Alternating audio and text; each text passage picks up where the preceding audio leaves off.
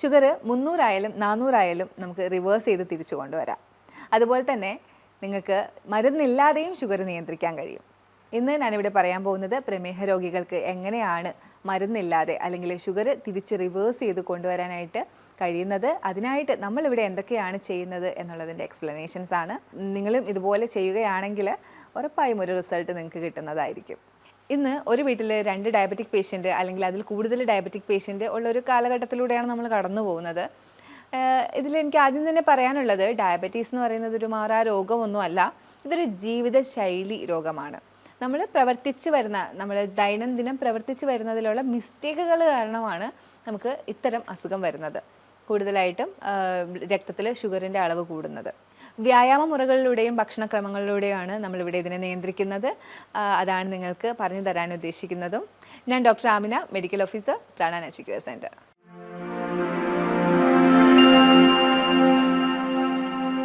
ആദ്യമായി തന്നെ പറയാനുള്ളത്, പഞ്ചസാരയുടെ ഉപയോഗം പൂർണ്ണമായിട്ടും ഒഴിവാക്കുക. അതുപോലെ തന്നെ നിങ്ങൾ നിങ്ങൾ നല്ല അന്നജം, അതായത് കോംപ്ലക്സ് കാർബോഹൈഡ്രേറ്റ്, ഇപ്പം നിങ്ങൾ കൂടുതലായിട്ടും കേട്ട് മനസ്സിലാക്കി വരുന്ന ഒന്നാണ്. അതായത് പെട്ടെന്ന് ഷുഗർ, ഗ്ലൂക്കോസ് ബ്ലഡിലേക്ക് എടുക്കാത്ത തരത്തിലുള്ള കാർബോഹൈഡ്രേറ്റ്, മില്ലറ്റ്, ചാമ, തിന, ചോളം, ഇതൊക്കെ ഇതിലാണ് വരുന്നത്. ഫ്രൂട്ട്സ്, വെജിറ്റബിൾസ് ഒക്കെ ഇതിനകത്ത് വരുന്നുണ്ട്. ഭക്ഷണത്തിൽ കൂടുതലായിട്ട് ഫൈബർ കണ്ടൻറ്റുള്ള ഭക്ഷണങ്ങൾ നിങ്ങൾ കഴിക്കാനായിട്ട് ശ്രദ്ധിക്കുക.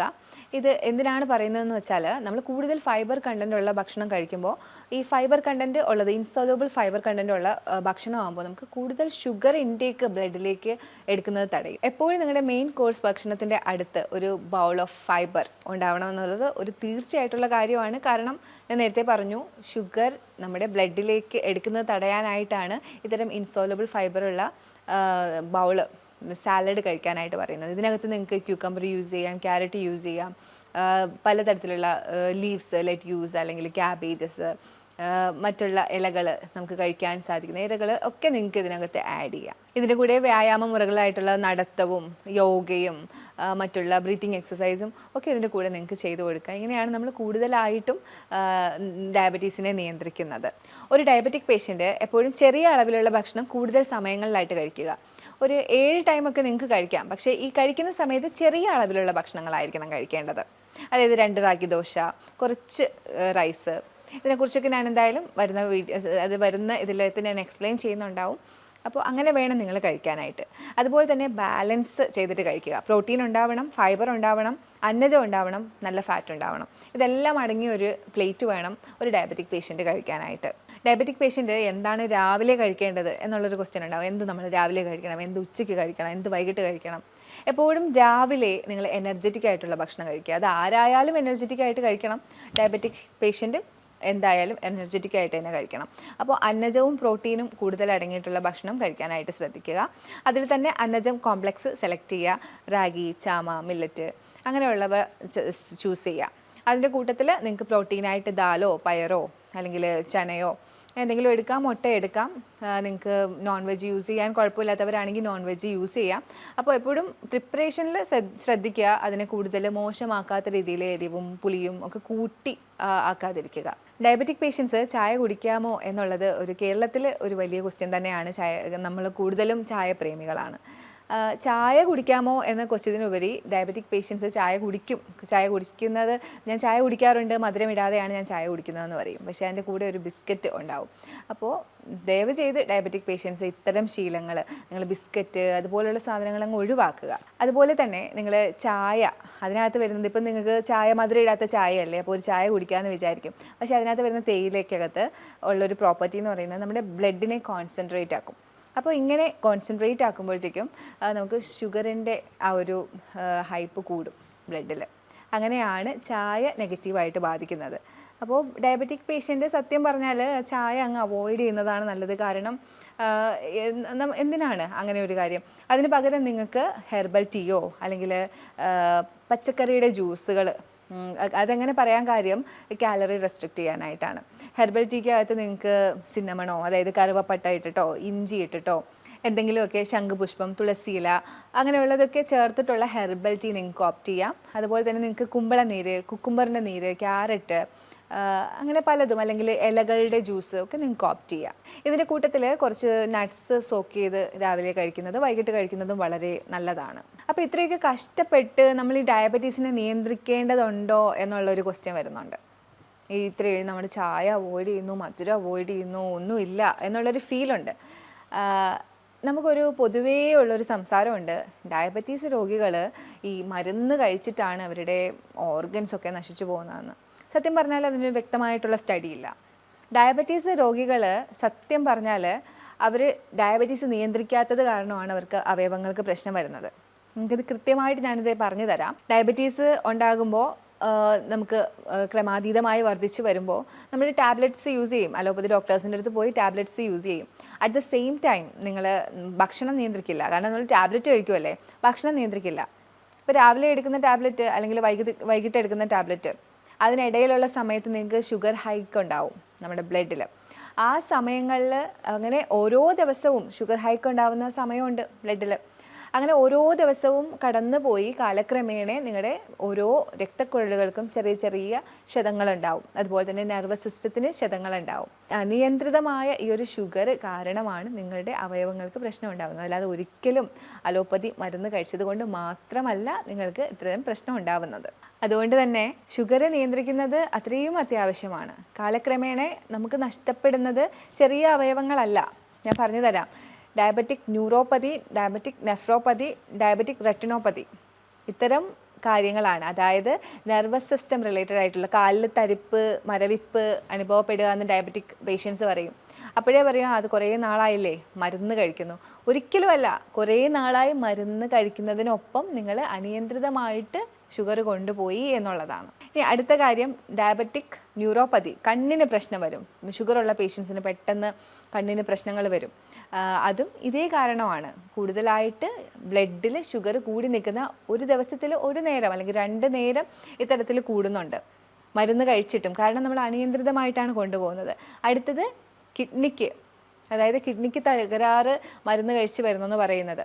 പക്ഷേ ഡയബറ്റിക് പേഷ്യൻ്റ് മരുന്ന് കഴിച്ചില്ലെങ്കിൽ കൂടി അനിയന്ത്രിതമായി പോകുന്നുണ്ടെങ്കിൽ കിഡ്നിക്ക് പ്രശ്നം വരും. കാരണം ഷുഗർ കൂടുതൽ വരുന്നു, അത് ബ്ലഡ് വെസലുകളെ ബാധിക്കുന്നു, അങ്ങനെ നിങ്ങൾക്ക് തകരാറ് സംഭവിക്കുന്നു. അപ്പോൾ ഷുഗർ വന്നിട്ട് മരുന്നൊന്നും കഴിക്കുന്നില്ല എന്ന് ഉള്ളതിലല്ല ഒരിക്കലും കാര്യം, അത് നിയന്ത്രിക്കുന്നുണ്ട് എന്ന് പറയുന്നതിലാണ് കാര്യം.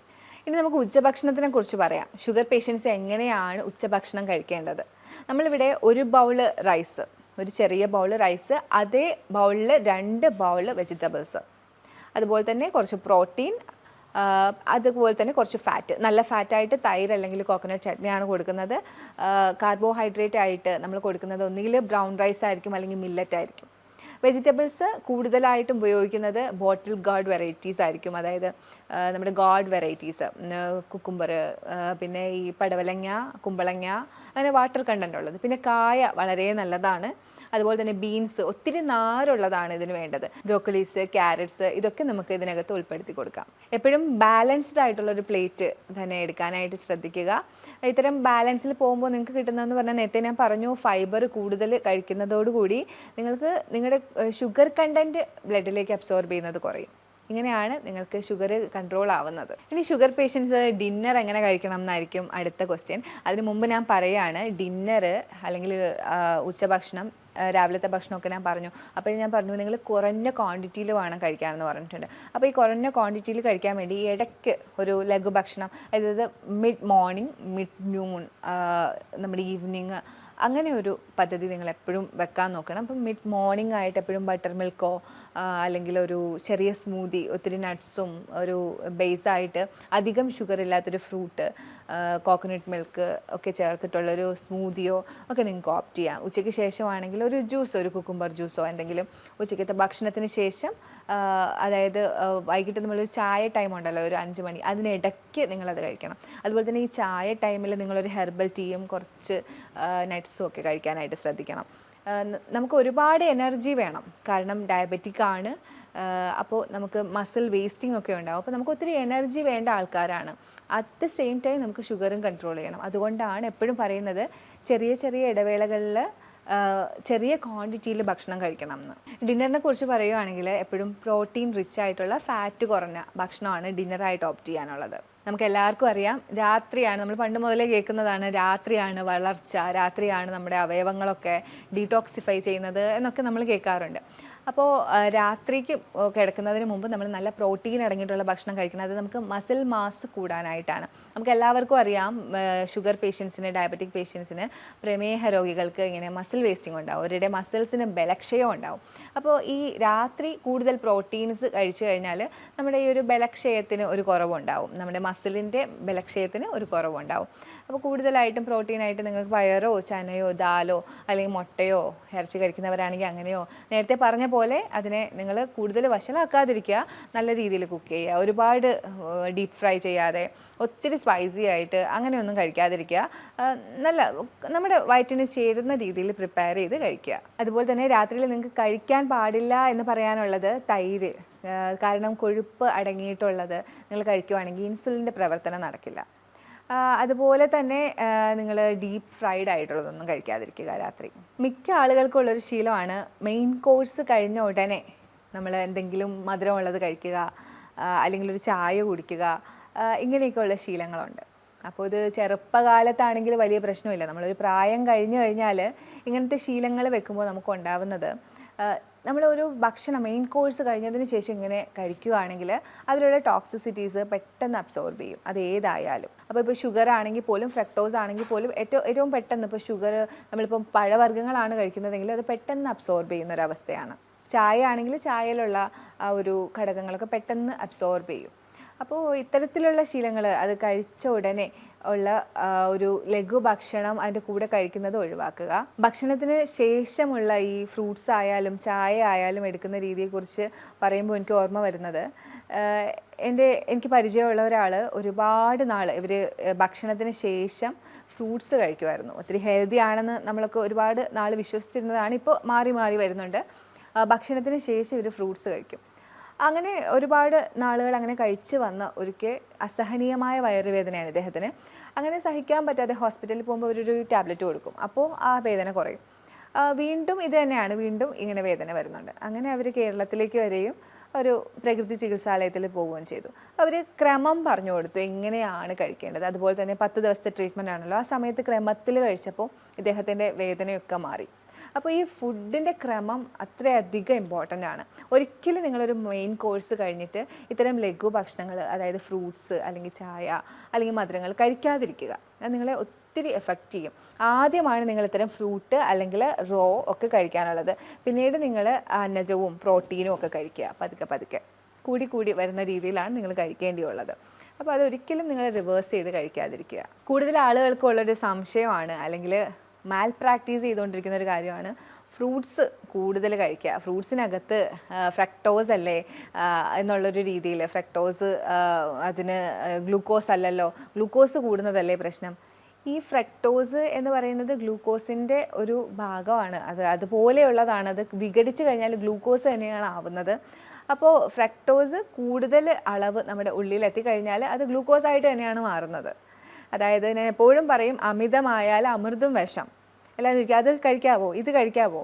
എല്ലാത്തിനും ഒരു ബാലൻസ് വേണം. നമ്മൾ ചെറിയ കുട്ടികളല്ല, നമുക്ക് പ്രായമായി. അപ്പോൾ എന്ത് ഉള്ളിൽ ചെന്നാലും അതിനെ സ്റ്റോർ ചെയ്ത് വെച്ച് കളയും നമ്മുടെ ബോഡി. അതുകൊണ്ട് തന്നെ ഫ്രക്ടോസ് ആണെങ്കിൽ പോലും നിങ്ങൾ അധികം കഴിക്കാതിരിക്കുക. ഇത് കോംപ്ലക്സ് കാർബോഹൈഡ്രേറ്റ് ആണ്, എന്നാൽ കൂടി നിങ്ങൾ ഒരുപാട് കഴിക്കാതിരിക്കുക. അതിൽ തന്നെ നിങ്ങൾക്ക് കൂടുതൽ ഷുഗർ കണ്ടൻറ്റുള്ള മാങ്ങ, ചക്കപ്പഴം, അങ്ങനെയൊക്കെയുള്ളത്, ചിക്കു, ഇതൊക്കെ ഒഴിവാക്കുക. ആപ്പിളൊക്കെ നിങ്ങൾക്ക് കഴിക്കുക. അതിൽ തന്നെ ഗ്രീൻ ആപ്പിളാണ് ഏറ്റവും കുറവ് ഇതുള്ളത്, ഷുഗർ ഉള്ളത്.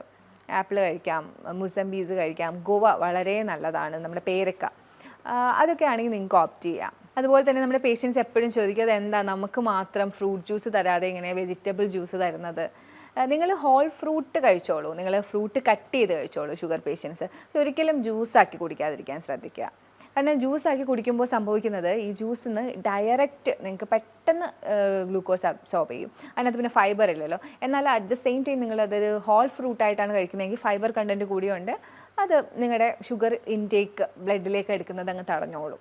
പ്രമേഹ രോഗികൾ രാത്രിയിൽ എന്തൊക്കെ ചെയ്യാം? നമ്മളിപ്പോൾ എല്ലാവരും ഒത്തിരി ബിസിയാണ്. അപ്പോൾ ഇവർക്ക് രാത്രിയിൽ ചെയ്യാൻ പറ്റുന്ന കുറച്ച് കാര്യങ്ങളാണ് ഞാൻ പറയുന്നത്. ഒരു ബ്രിസ്ക് വാക്കൊക്കെ നടത്താം. അതുപോലെ തന്നെ ചെറിയ വ്യായാമ മുറകളൊക്കെ അവർക്ക് രാത്രി ചെയ്യാം. പിന്നീട് എനിക്ക് പറയാനുള്ളത് കുറച്ച് ട്രീറ്റ്മെൻറ്റുകളെ കുറിച്ചാണ്. അബ്ഡോമിനൽ പാക്ക്, അതിനുവേണ്ടി നിങ്ങൾ ചെയ്യേണ്ടത് ഒരു നീളമുള്ളൊരു തുണി, 4 മടക്ക് മടക്കാൻ പറ്റുന്ന ഒരു തുണി എടുത്ത് അതിനെ നനച്ച് പിഴിഞ്ഞെടുക്കുക, വെറ്റ് ചെയ്തെടുക്കുക. അതിനുശേഷം നിങ്ങളുടെ വയറിന് ചുറ്റും നിങ്ങൾ ചുറ്റുക. ഒരു 2-3 ചുറ്റാനുണ്ടാവും. അത് നിങ്ങളൊരു 20 മിനിറ്റ് വെച്ചിരിക്കുക.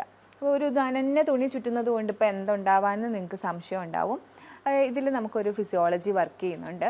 അതായത് ഇത് കെട്ടുമ്പോൾ തന്നെ നിങ്ങൾക്കൊരു എക്സൈറ്റേഷൻ ഉണ്ടാവും ഈ ഓർഗൻസിനൊക്കെ. കുറച്ച് കഴിയുമ്പോഴത്തേക്കും നിങ്ങളുടെ നെർവ്സൊക്കെ റിലാക്സ് ആവും. ഈ എക്സൈറ്റേഷനും റിലാക്സേഷനും കിട്ടുന്നത് നിങ്ങളുടെ അബ്ഡോമിനൽ ഓർഗൻസിനൊക്കെ നല്ലതാണ്, കൂട്ടത്തിൽ നിങ്ങളുടെ പാൻക്രിയാസിനും നല്ലതാണ്. അതുപോലെ തന്നെ നിങ്ങൾക്ക് ചെയ്യാൻ പറ്റിയ വേറൊരു ട്രീറ്റ്മെൻറ്റാണ് ഹിപ്പ് ബാത്ത്.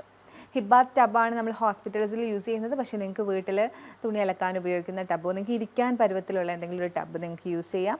കാല് പുറത്തേക്ക് ഇട്ടുകൊണ്ട് നിങ്ങൾക്ക് വെള്ളത്തിലേക്ക് ഇരിക്കാം. ഹിപ്പ് താഴ്ത്തി വെച്ച് പൊക്കിൾ വരെ താഴ്ത്തി വെച്ചിട്ടായിരിക്കും ഇരിക്കുന്നത്. ഇതും സെയിം എഫക്റ്റാണ്.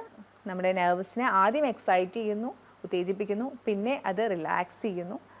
ആ ഒരു പ്രവൃത്തിയിൽ നിങ്ങൾക്ക് നിങ്ങളുടെ പാൻക്രിയാസ് പ്രവർത്തിക്കുന്നു. ഹിപ്പ് ബാത്ത് എപ്പോഴും കുറച്ച് പകലൊക്കെ എടുക്കുന്നതായിരിക്കും നല്ലത്. പിന്നെ നിങ്ങൾക്ക് ഹോട്ട് ഫുഡ് ഇമേർഷൻ ചെയ്യാൻ ഞാൻ എല്ലാവരോടും പറയുന്നതാണ് hot food immersion. Hot food immersion എടുക്കുമ്പോൾ നിങ്ങൾക്ക് നല്ല ഉറക്കം കിട്ടും. നമുക്ക് എപ്പോഴും എല്ലാ രോഗത്തിനും നല്ല ഉറക്കം ആവശ്യമാണ്. നമ്മുടെ ഒരു ബോഡി ആരോഗ്യമായിട്ടിരിക്കാനായിട്ട് നല്ല ഉറക്കം ആവശ്യമാണ്. അപ്പോൾ ഇത്തരത്തിലുള്ള നമ്മുടെ കണങ്കാല് വരെ നല്ല ചൂടുവെള്ളത്തിൽ മുക്കി ഒരു 20 മിനിറ്റ് ഇരിക്കുക. രക്തയോട്ടം കൂടും, ശരീരം മുഴുവനും രക്തയോട്ടം കൂടും. അതിൽ നിങ്ങളുടെ പാൻക്രിയാസിലേക്കുള്ള രക്തയോട്ടവും കൂടും. ശരീരത്തിലെ മൊത്തം രക്തയോട്ടം ഇങ്ങനെ കൂടുന്നതിലൂടെ ആരോഗ്യം നിങ്ങൾക്ക് നന്നായി സംരക്ഷിക്കാൻ പറ്റും. അപ്പോൾ ഇത്തരം ട്രീറ്റ്മെൻറ്റുകൾ നിങ്ങൾ ചെയ്യുക. ഇതെല്ലാം ചെയ്യണം എന്നല്ല ഉദ്ദേശിക്കുന്നത്, ഇതിൽ നിങ്ങൾക്ക് പറ്റുന്നത്. അതുപോലെ തന്നെ നിങ്ങൾക്ക് ഇത് ഒരു ഡോക്ടറിൻ്റെ സഹായത്തോടെ നിങ്ങൾക്ക് ഏതാണ് അനുയോജ്യമായത് എന്ന് ചോദിച്ച് മനസ്സിലാക്കി ചെയ്യുന്നതായിരിക്കും എപ്പോഴും കൂടുതൽ നല്ലത്. ഇനി പ്രമേഹ രോഗികൾക്ക് കൂടുതലായി നമ്മൾ സജസ്റ്റ് ചെയ്യുന്നൊരു കാര്യമുണ്ട്, ഹൈ ഇൻറ്റൻസിറ്റി ഇൻ്റർവെൽ ട്രെയിനിങ്. അതായത് കാർഡിയോ വർക്കൗട്ടാണ്. ഇതിനകത്ത് നിങ്ങൾ കൂടുതൽ running, machine workouts, jumping, rope വെച്ചിട്ടുള്ള ജമ്പിങ് ഒക്കെയാണ് ഉൾപ്പെടുന്നത്. കൂടുതൽ പെട്ടെന്ന് സ്വെറ്റ് ചെയ്യുന്ന രീതിയിലുള്ള വർക്കൗട്ട്സാണ്. നിങ്ങളുടെ മസിൽസ് കൂടുതലായിട്ട് ഗ്രോ അപ്പ് ആവാൻ. ഞാൻ നേരത്തെ പറഞ്ഞല്ലോ, മസിൽ വേസ്റ്റിംഗ് ആണ് ഡയബറ്റീസിൻ്റെ ഒരു അതിൽ വരുന്ന ഒരു സൈഡ് എഫക്റ്റ്, അല്ലെങ്കിൽ ഒരു റിസ്ക് ഫാക്ടറായിട്ട് എപ്പോഴും വരുന്നതാണ് മസിൽ വേസ്റ്റിംഗ്. അതായത് പേശികൾക്ക് ബലക്ഷയം വരും. അപ്പോൾ ഇത്തരം വർക്കൗട്ടുകൾ നിങ്ങളെ സഹായിക്കും. അതുപോലെ തന്നെ ഡയബറ്റീസിൽ തടി കൂടുന്നവരുണ്ട്, അവരുടെ തടി കുറയാനും ഇത് സഹായിക്കും. ഇനി ഡയബറ്റീസ് എപ്പോഴാണ് നമ്മൾ കൂടുതൽ ശ്രദ്ധിക്കേണ്ടത്? ഞാൻ ഓൾറെഡി പറഞ്ഞു, ഡയബറ്റീസ് എന്ന് പറയുന്നത് ശ്രദ്ധിച്ചേ മതിയാവുള്ളൂ. അത്രയും അപകടകാരിയാണ് ഡയബറ്റീസ്. ഡയബറ്റീസ് വന്നിട്ടുണ്ടോ അത് നിങ്ങൾ കൃത്യമായിട്ടുള്ള ചികിത്സയിലൂടെ തന്നെ നിങ്ങൾ പരിഹരിക്കണം. അതുപോലെ തന്നെ ഇപ്പം നിങ്ങൾ കൂടുതൽ ശ്രദ്ധിക്കേണ്ടത്, ഇപ്പോൾ ഡയബറ്റീസ് വന്നു നിങ്ങൾ ശ്രദ്ധിക്കുന്നുണ്ട്, അതിനിടയിൽ നിങ്ങൾക്ക് വരാൻ പറ്റുന്ന കുറച്ച് കാര്യങ്ങളാണ്. നിങ്ങൾക്ക് ഒത്തിരി ക്ഷീണം അനുഭവപ്പെടുക, വിശപ്പ് ഭയങ്കര കൂടുതലായിട്ട് അനുഭവപ്പെടുക, എപ്പോഴും യൂറിനേറ്റ് ചെയ്യാൻ തോന്നുക, അതുപോലെ തന്നെ നിങ്ങൾക്ക് വ്രണങ്ങളുണ്ടായാൽ അത് ഉണങ്ങാതെ വരിക. ഇത്തരം സാഹചര്യങ്ങളിൽ പിന്നെ നിങ്ങൾ വെയിറ്റ് ചെയ്യുകയേ ചെയ്യരുത്. നല്ല വിദഗ്ധമായ ഒരു ഡോക്ടറിനെ തന്നെ കണ്ട് നല്ലൊരു പരിഹാരം നിങ്ങൾ എന്തായാലും കൊണ്ടുവന്നിരിക്കണം. കാരണം കാല് മുറിച്ചു മാറ്റുന്ന രീതിയിലേക്കും ഒക്കെ അത് കൊണ്ടുപോകാം നിങ്ങളെ. അപ്പോൾ ഇതൊക്കെയാണ് ഇന്ന് എനിക്ക് പ്രമേഹത്തിനെ കുറിച്ച് പറയാനുള്ളത്. അപ്പോൾ പ്രമേഹ രോഗികൾ ഇത് കാണുന്നുണ്ടെങ്കിൽ ഉറപ്പായിട്ടും നിങ്ങൾ ഇത്തരം കാര്യങ്ങൾ, ഞാൻ പറഞ്ഞ കാര്യങ്ങളൊക്കെ നിങ്ങളൊന്ന് ഫോളോ ചെയ്ത് നോക്കുക. നിങ്ങൾക്ക് എന്തായാലും നല്ലൊരു റിസൾട്ട് തന്നെ ഇതിനകത്തുനിന്ന് കിട്ടും. നിങ്ങൾക്ക് ഇനി എന്തെങ്കിലുമൊക്കെ സംശയം ഉണ്ടെങ്കിൽ നമ്മുടെ നമ്പറിലേക്ക് വിളിക്കുക. മറ്റൊരു വീഡിയോ ആയിട്ട് നമുക്ക് വീണ്ടും കാണാം. Okay, by.